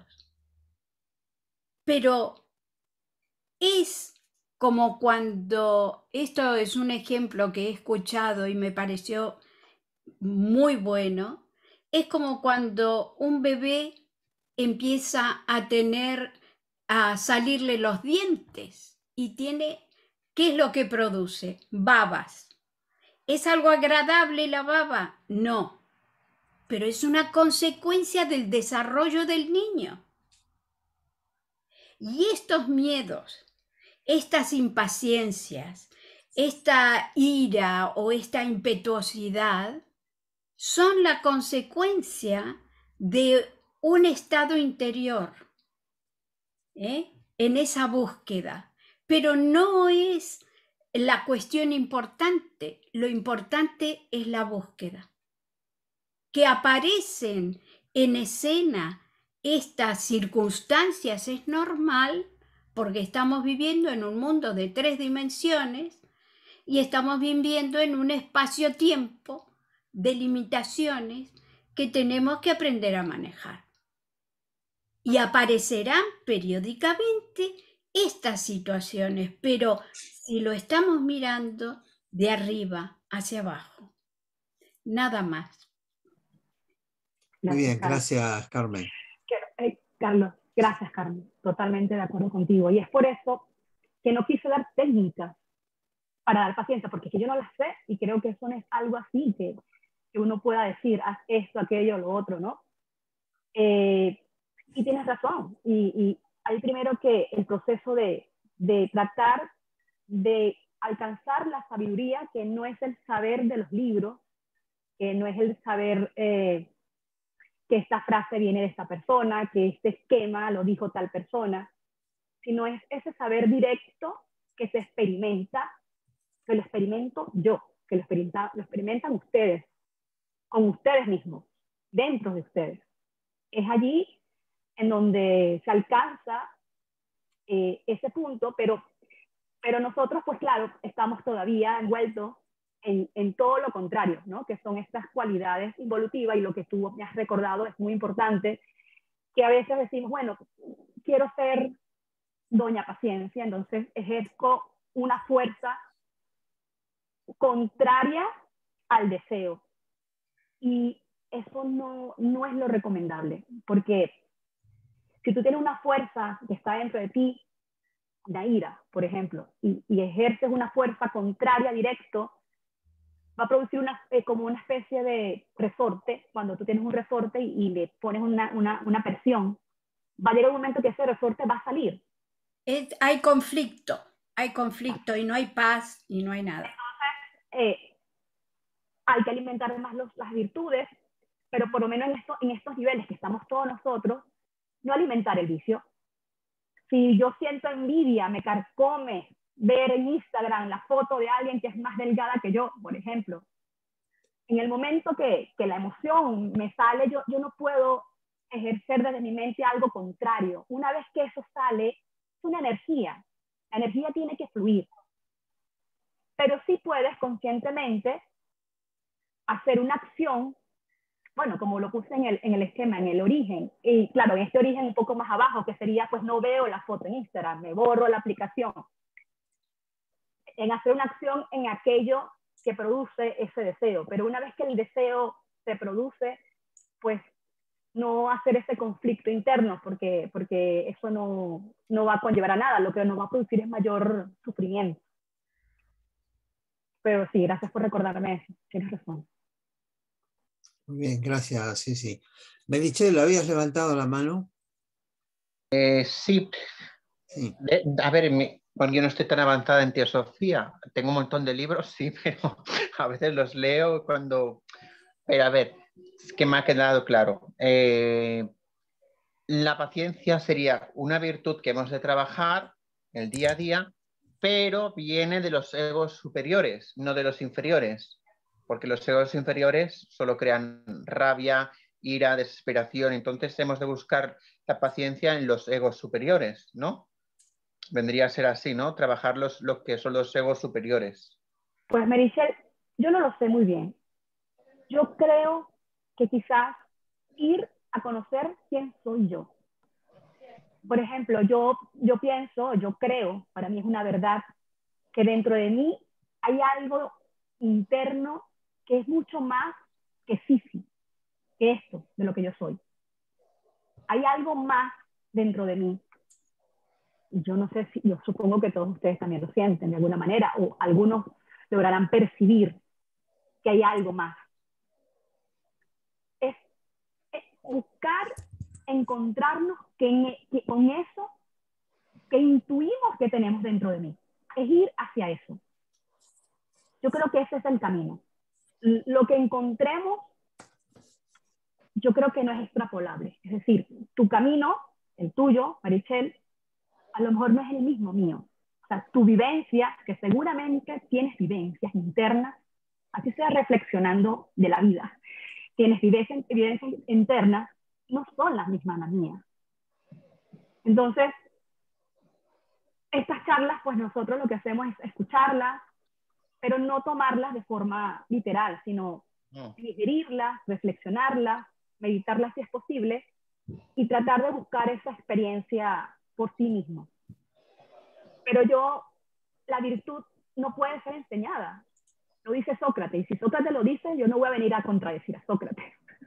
No, obviamente, es como la compasión. La compasión es como ser compasivo. La compasión se hace cada día, se va trabajando cada día.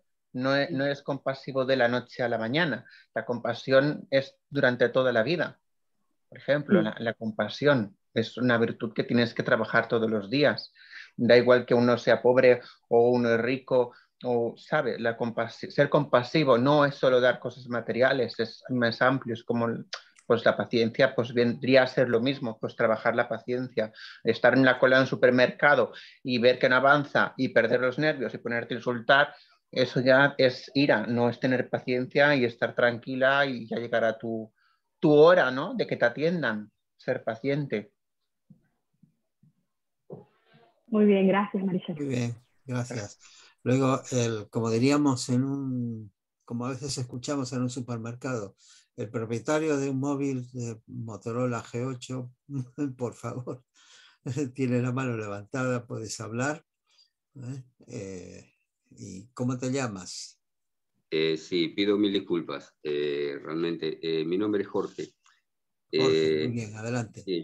Yo soy de Argentina. Me llamó mucho el título, digamos, del Zoom, ¿no? Por eso me uní a la reunión, porque es algo que me pasa cotidianamente, o yo reflexiono cotidianamente sobre esa pequeña palabrita y sobre el alcance que tiene a nivel de las personas, ¿no? Realmente tengo muchísimas cosas que saqué, que fui anotando, muchísimas preguntas, pero me ha dejado muchas cosas en claro también, y me ha dejado también muchas más preguntas. A medida que iba hablando la exponente, yo iba tomando nota. Yo creo que, francamente, las virtudes no tienen entidad propia, no son, para mi forma de ver, no existen como tal. Si nosotros las reflexionamos, yo no puedo, por ejemplo, alguien reflexionó recién sobre los egos superiores. Los egos superiores o más arriba, si yo los catalogo como virtud, también tengo que proponerle defectos.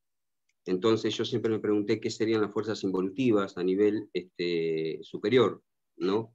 Entonces las virtudes por sí mismas me parece que no existen, sino que es cada acción nuestra llevada a cabo puede significar la esencia misma. ¿En qué sentido? No puedo catalogar una esencia como virtud o algo superior como virtud, porque es la virtud misma. Entonces, reflexionaba al respecto, cómo llevarla a cabo, ¿no? Que es la pregunta que todos nos hacemos. Me parece que tiene que ver concretamente con la evolución profunda, con el concepto profundo que tenga cada persona con respecto al ser. ¿Qué sucede? Como decía la señora que yo la anoté aquí, María Julia creo que era, perdón, Mari Carmen. Lo que dijo Mari Carmen me parece que realmente puede llegar a ser así, de esa manera. Si uno tiene una concepción profunda del ser y busca en esa profundidad, puede comprender a la otra persona, porque puede llegar a ver, en definitiva, en qué estado evolutivo se encuentra esa persona. Entonces, si yo conozco no solamente las leyes superiores, sino que conozco que hay una evolución del ser desde su origen, desde sus inicios, desde su exhalación hasta el día de la fecha, yo sé que esa persona está pasando por distintos estados evolutivos a los cuales yo también estoy pasando. Entonces, de repente yo podría preguntarme, muchas veces me pregunto, ¿qué es lo que me molesta cuando soy impaciente? ¿Qué es lo que me está molestando de esa persona? ¿No? ¿O qué es lo que me molesta? ¿Me molesta la persona en sí, lo que dice, la falta de comprensión de esa persona o la falta de comprensión mía? No sé si es el espejo mío, si me estoy viendo yo mismo en esa reflexión que está haciendo esa persona. Entonces, no me queda otro camino que seguir transitando, subir un poco de nivel, como alguien también dijo, que no se puede tratar en el mismo nivel, subir del nivel o bajar el nivel, y tratar de ponerme en la comprensión de esa persona. Es decir, tratar de ver en dónde se encuentra para poder tener esa tolerancia o paciencia que yo tengo que ejercitar. No puedo compararlo con la naturaleza. ¿En qué sentido? Está bárbaro la paciencia de la naturaleza, está bárbaro las plantas, está bárbaro, pero yo también hago la reflexión de que un ser humano se pone a la altura de esa naturaleza, porque cuando alguien planta una semilla, espera que esa plantita crezca, no la apura, porque sabe que si la apura no va a dar el resultado adecuado. Pero a su vez no puedo ponerme a la altura de esas plantas o de otras partes de la naturaleza. ¿Por qué? Porque yo tengo autodeterminación. Yo tengo, me conozco a mí mismo. Yo puedo decir yo soy yo. Entonces, yo tengo determinación sobre muchas entidades de la naturaleza. Yo trabajo con ellas, comparto con ellas, y yo, es más, yo puedo plantar una planta y dejar que crezca. La planta no puede decir voy a plantar un ser humano. ¿Mm? O sea, yo tengo una determinación, entonces no puedo compararme con las plantas. Yo creo que necesariamente para cultivar la paciencia tenemos que tener sí o sí un conocimiento sobre el origen del ser, sobre las leyes espirituales, y ¿para qué? Para empezar a poder comprender por qué esa persona me irrita, ¿no? O qué es lo que no entiendo de esa persona. Si yo tengo conocimiento de las leyes espirituales y tengo un conocimiento profundo, ya me estoy conociendo a mí mismo, ¿no? Porque si no, no lo puedo cultivar. Yo me hago siempre esta pregunta también. A ver, el conocimiento que yo estoy abordando no me viene de una fuente directa. No estoy en contacto directo con la divinidad que me está transmitiendo en forma directa todo lo que yo estoy conociendo o aprendiendo. La diferencia entre conocimiento y aprender ya la dijeron. Alguien la puso en este momento sobre la mesa. Pero también es cierto que todo el conocimiento que yo estoy adquiriendo ahora, lo estoy adquiriendo a través de los libros, a través de conferencias, a través de otras personas. No estoy en contacto directo con una divinidad que me lo está transmitiendo. Sí tengo mi ser interno que me dice, me está diciendo constantemente, hay una alarmita, una vocecita que me está diciendo, hay algo que te molesta, hay algo que está mal, hay algo, eso es lo que me lleva a mí a repreguntar y a reformular tal vez la forma de abordar determinadas situaciones. Pero no estamos en contacto con una divinidad directa, por lo menos yo no, y todo lo que voy aprendiendo lo voy aprendiendo a través de, es decir, sublimo en cierta manera lo que yo creo. ¿Para qué? Para creer lo que otra persona o a través de un libro me están diciendo que es verdad. Y luego trato de experimentarlo para ver cómo puedo obtener yo mi propia satisfacción, mi propio saber, lo cual tampoco sé si es el correcto, porque después cuando escucho o leo o comparezco una reunión como esta, veo que hay tal vez el mismo texto en forma diferente, o sea, obtuvieron otro aprendizaje. Eso es enriquecerse. Pero bueno, es muy largo, es muy sinuoso, ¿no es cierto?, este camino de ir evolucionando de a poquito y día tras día. Y también me quedó Perdón, pero tenemos otras manos levantadas, Jorge, perdona. Está bien, sí. No, por eso decía que fui sacando de a poco pequeñas cosas, pero bueno, es más o menos un pequeño esbozo de... ¿Querías concretar alguna pregunta en particular? ¿Cómo? Si querías concretar alguna pregunta en particular. No, alguna no. Ya está. Muy bien, muchas gracias por el amable, aporte. gracias. Interesante. Carmen, tenías la mano levantada. Sí, por segunda vez, sí. No, más que nada para Meritxell aclarar un poquito el panorama de que no tenemos muchos yoes, que no somos múltiples, somos seres integrales. Lo dijo Sisi claramente, ¿no? Aunque aparente que estamos muy divididos, en realidad somos un solo componente. Y todos provenimos de la misma esencia de la divinidad, de Dios, del absoluto, como le queramos llamar, en el lenguaje que tengamos usando habitualmente para estas cosas. Todos provenimos de esa esencia, de esa divinidad. ¿Y qué hace? Esa esencia se manifiesta en los diferentes planos de la naturaleza hasta que llega en el proceso evolutivo al ser humano. El ser humano, como cualquier otro tipo, perdónenme, pero no puedo atender. Entonces, no somos seres múltiples, somos una unificación. Y esto es fundamental que lo entendamos, porque ese alimento divino no viene de ningún Dios externo, sino que viene de esa propia esencia que anima toda la naturaleza. Por eso hay una imagen en alquimia, que hay el que es el alquimista, que está siguiendo la imagen de una mujer que representa la naturaleza. ¿Qué significa esto? Significa que estamos dentro de un proceso evolutivo donde hay una cantidad de leyes que todos la cumplimos. ¿Acaso la planta no cumple con la ley de gravedad?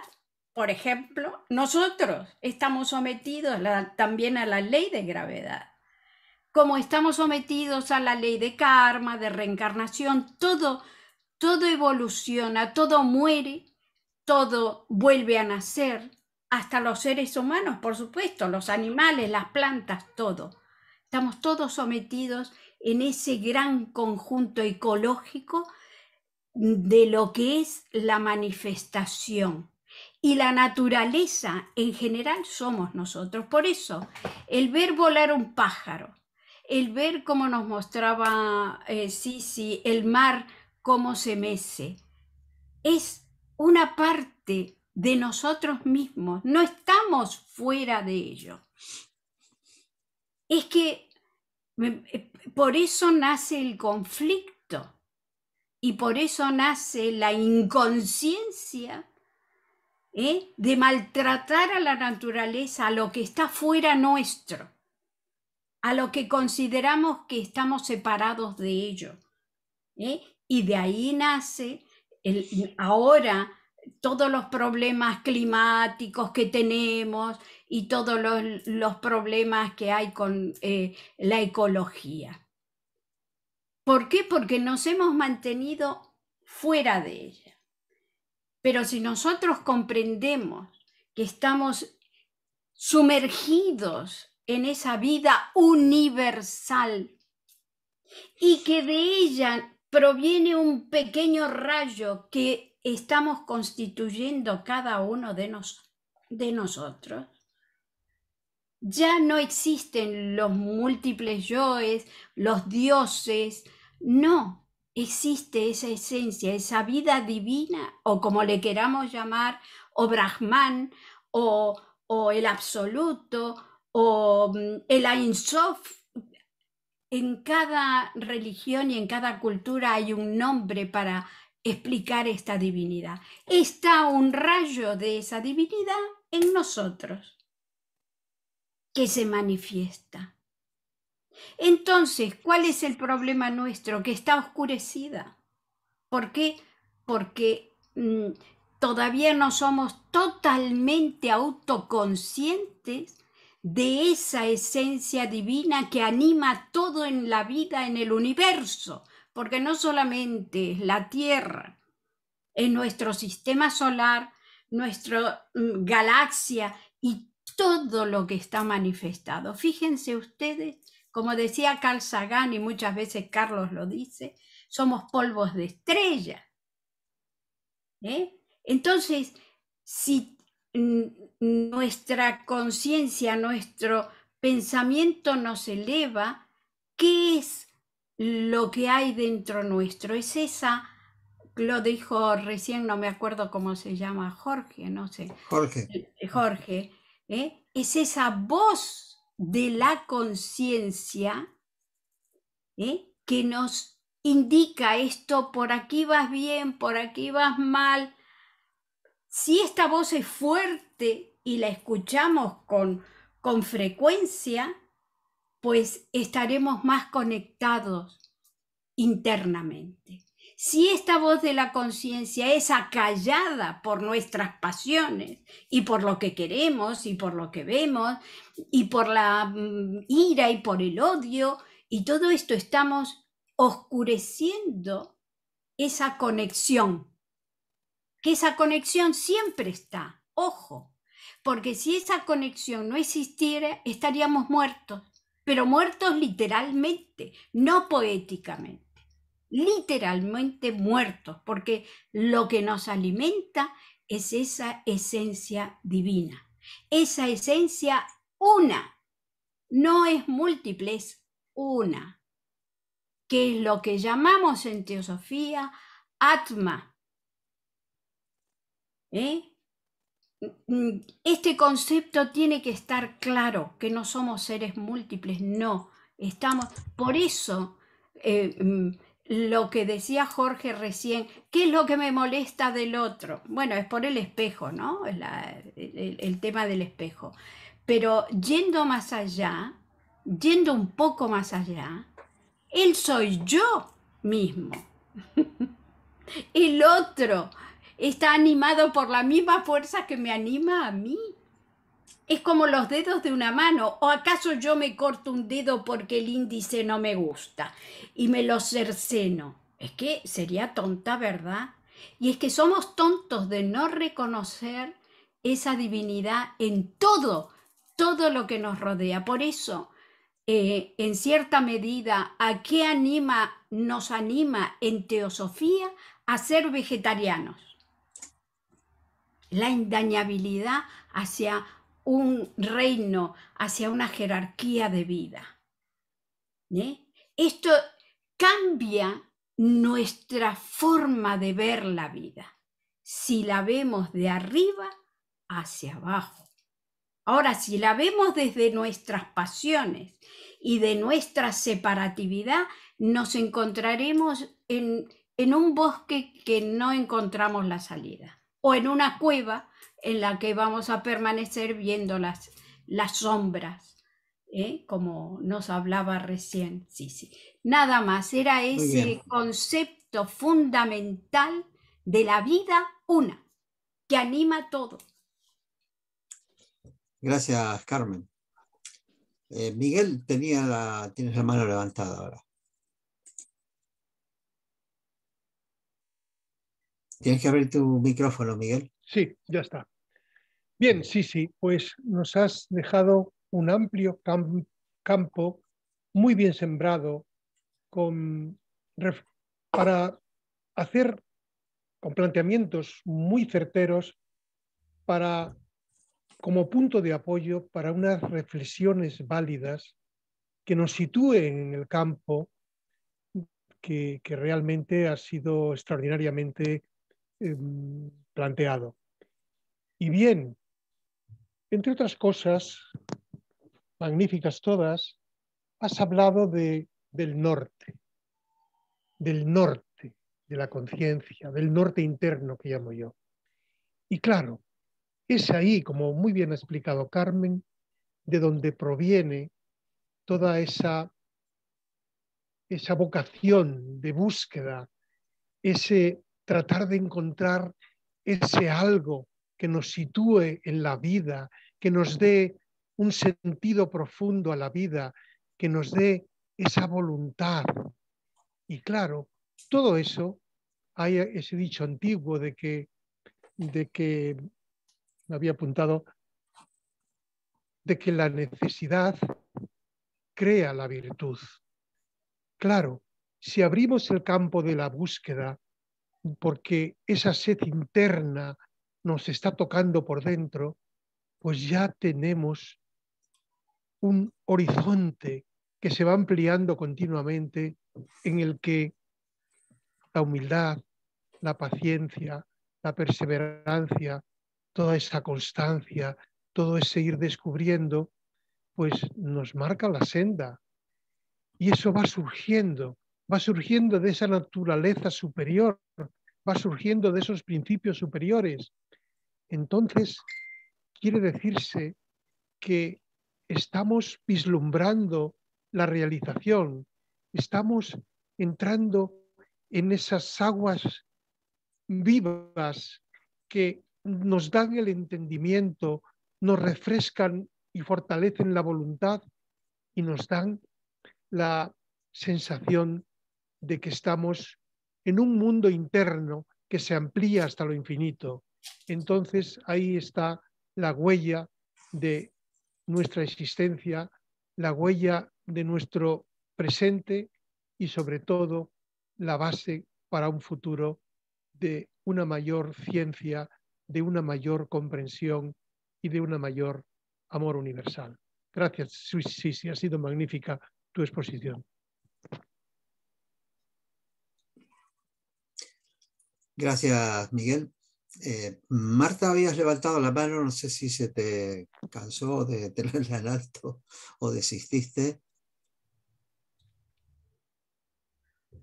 Vale. Bueno, pues yo quería decir algo. La paciencia, como bien Sisi señaló, tiene que ver con la ignorancia, o sea, la raíz de la impaciencia, perdón, tiene que ver con la ignorancia, ¿verdad? Igual que todos los defectos. Y podemos ver, esto lo podemos ver muy fácilmente. Supongamos que estamos esperando un tren y nosotros no sabemos la frecuencia, somos nuevos, estamos en un lugar que no es el nuestro habitualmente, y entonces no sabemos, no es la línea que tomamos y no sabemos con qué frecuencia pasa, y entonces vamos y nos ponemos a esperar y bueno, pues pasan los minutos y el tren no viene y nosotros nos desesperamos. Si sabemos que si tenemos una expectativa y nos dicen, no, va a tardar 15 minutos, entonces, bueno, pues ahí nos calmamos, podemos decir, qué poca frecuencia sea, pero cuando sabemos, aceptamos el tiempo, porque eso, la paciencia está relacionada con el tiempo también. Si lo mismo lo que dijo Jorge acerca de las semillas, si plantamos la semilla y no conociéramos cómo es el proceso de la germinación, el tiempo que tarda esa especie que plantamos en salir, las condiciones que necesita, etcétera, etcétera, también decimos, plantamos la semilla y la miramos todos los días y decimos, no pasa nada aquí, y regamos y no pasa nada, y seguimos regando, no pasa nada. Pues eso es lo que nos hace ser impacientes, la expectativa no cumplida. Entonces, hay, sin embargo, y también la falta de confianza. Al no, supongamos que nos dicen que el tren, para volver al ejemplo primero, que el tren pasa a cada 5 minutos, o que la semilla debe germinar en una semana.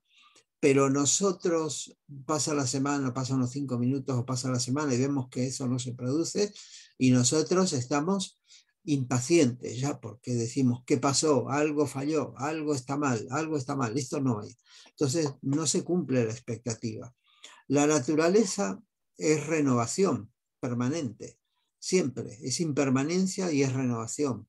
Tanto como preguntaba yo acerca de qué pasa cuando la naturaleza es violenta, es que es la otra cara de la moneda. Para haber renovación tiene que haber muerte y destrucción de aquello que ya no sirve, que ya cumplió su ciclo, para comenzar otro ciclo y ahí tenemos la construcción.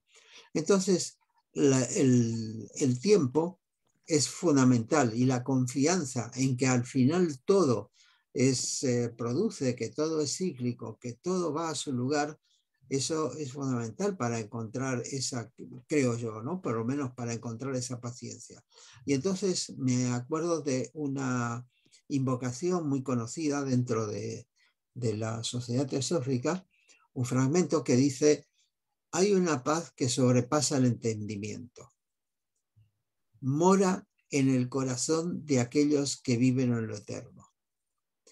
Nosotros, evidentemente, con nuestra conciencia cotidiana y en nuestro estado de evolución, difícilmente podemos vivir en lo eterno, pero sí podemos elevar ese nivel y ver las cosas desde un punto de vista más trascendente. Y de eso se trata la trascendencia, de superar la cotidianidad. A veces si nuestro punto de mira fuera solamente de un día, como dice Clara Cott en el libro que estamos estudiando en la rama, si tuviéramos conciencia solo de un día, nos desesperaríamos, porque ver que hacer un montón de cosas y no producen resultado, sino que habría que esperar varios días, pero nosotros pensamos que con ese día se termina la vida.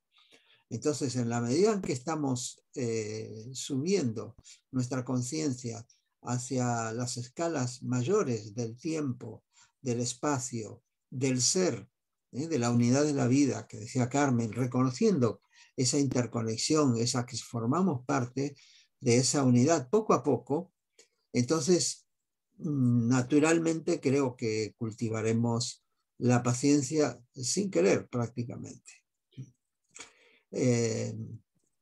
Había alguien que había levantado la mano, pero luego la bajó. Bueno, sí.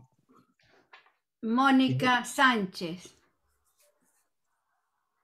tiene la mano levantada. Y hola, buenas tardes. No la veo, no me salía, vale. Vale. Sí, gracias. Gracias por tu franca exposición, me encantó. Yo simplemente quería compartir un poco, creo que los intelectualismos luego siempre nos complican las cosas, ¿no? Y, bueno, soy muy de intentar por lo menos tocar un poco tierra, aunque ya sé que está ahí arriba o donde sea que esté profundamente algo que es lo que nos ese norte. Mónica, perdona, se te va la voz, no te entendemos prácticamente. Pues a ver, me acerco un poco más. ¿Se me oye ahora mejor? A ver. Hola, ¿se oye? Sí, adelante. Bueno, seguir un poco ese norte que está ahí, pero para mí hoy por hoy existen dos verbos fundamentales, que son el infinitivo y el gerundio. Entonces es vivir viviendo. Y solamente quería ilustrarlo un poco con una experiencia que me pasó hace muchos años, tan corriente como que en una reunión en la que había gente de todas las edades, había niños. Y esos niños estaban jugando y en algún momento armaban algún jolgorio. Y hubo una persona mayor que de repente, estábamos hablando muy tranquilamente, pero de repente les dijo, callaos, o sea, se puso nervioso, no hagáis ruido. Y a mí me sorprendió tanto, tanto, tanto la reacción de esta persona que todavía hoy me acuerdo de eso, porque yo no entendí muy bien en principio por qué reaccionaba a aquello a lo que yo no le había puesto ni atención. De hecho, sí que es cierto que los estaba escuchando, pero luego pude darme cuenta de que en realidad yo no estaba juzgando aquella situación. De hecho, había una cierta belleza en aquella situación, en aquellas voces de aquellos niños. Al no entrar el juicio, no me sentía como no tenía la reacción que tuvo la otra persona. Y me llegué a preguntar también si aquella persona en realidad también tenía esa reacción, porque en algún momento él aprendió que precisamente ese ruido no lo podía hacer. Alguien en algún momento le dijo, no grites, no expreses alegría. Y en estos momentos la había interiorizado de tal manera que lo que hacía era pues resquemarse con aquellas risas de aquellos niños. No estoy hablando de que fuera una locura ni nada por el estilo, que luego entraríamos en todas esas partes de educación y demás. Entonces la sensación que tengo es un poco esa paciencia, como hablan normalmente, dicen, la virtud está en el justo centro, o en el medio está la virtud, porque realmente irse al camino del péndulo, al final en los extremos siempre está la balanza desequilibrada. Con lo cual me da la sensación de que esa empatía que se ve es a través de esa observación en aquello que está ocurriendo delante, encontrar esa empatía con el otro, porque de alguna manera uno lo vivió, encuentra cierta simpatía, no juzga, entras en el no juicio, y al no entrar en el no juicio hay como una quietud.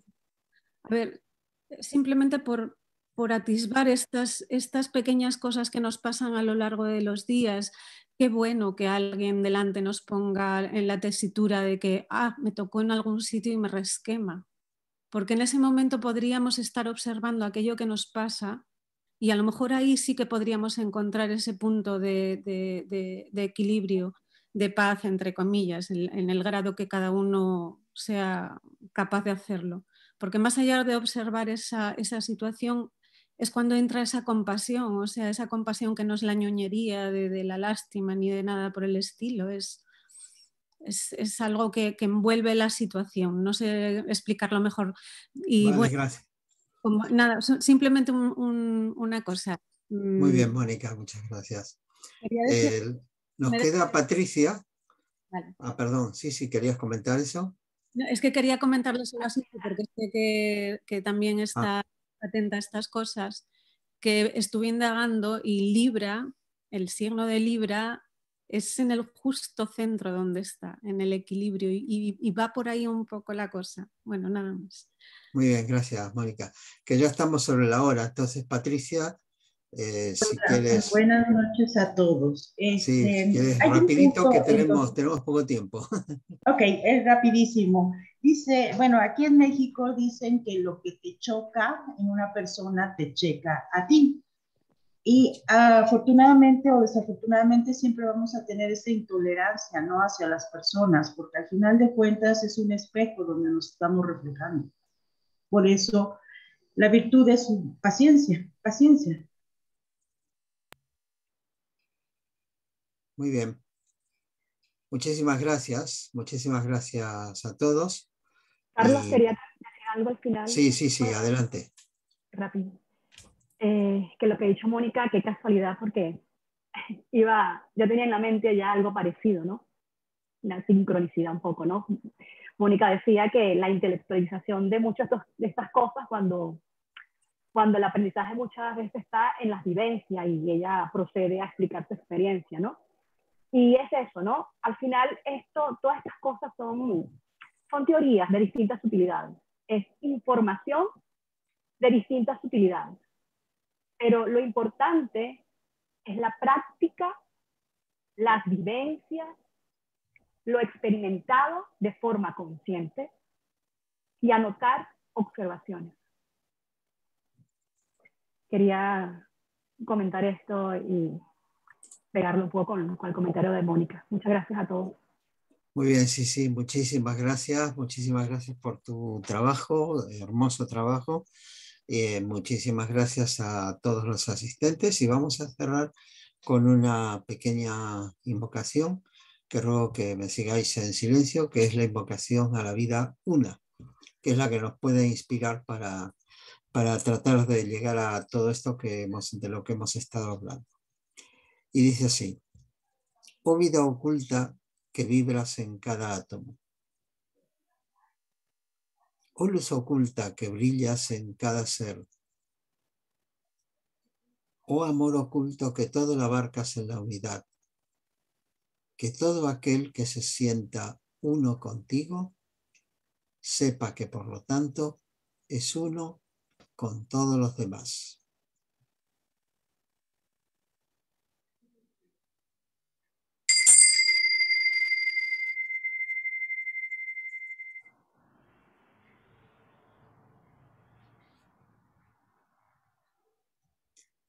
Muchísimas gracias y os voy a invitar entonces para el jueves 23, creo que es de junio, que vamos a tener una conferencia a cargo de Miriam Martínez Suárez, miembro de la rama Esperia, cuyo título, no sé si Miriam está ahí, porque no lo recuerdo ahora, pero era algo así era algo relacionado con la vida espiritual, pero no tengo el título a mano. Si Miriam, ¿estás ahí? Sí, hola. Sí. El título será La regeneración espiritual del ser humano. Ahí está. Pues nada, estáis todos invitados y muchísimas gracias a todo el mundo. Gracias a todos.